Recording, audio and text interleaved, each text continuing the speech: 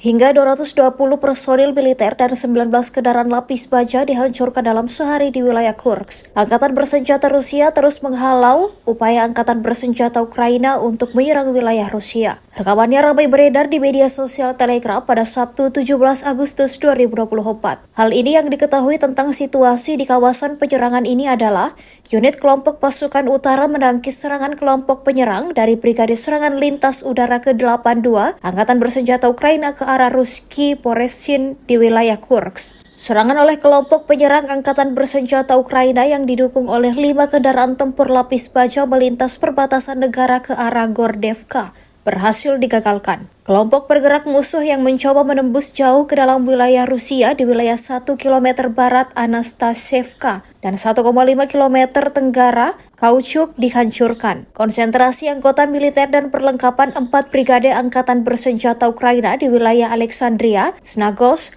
Mirny, Choseng, Lokia, Korenevka, Plekovo, dan Puskari dikalahkan. Di wilayah pemukiman Yunakovka dan Miropoli, 3 peluncur HIMARS MLS, 2 kendaraan pengangkut dan 2 kendaraan pengawal dihancurkan.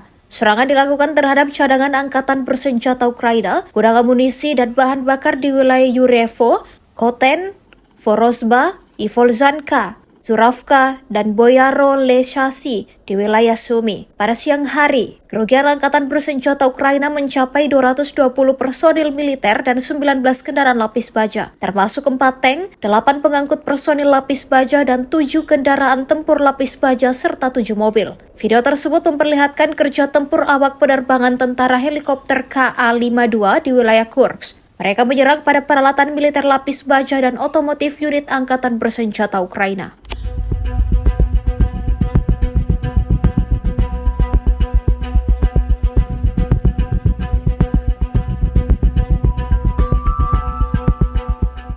Download Tribun X sekarang, menghadirkan lokal menjadi Indonesia.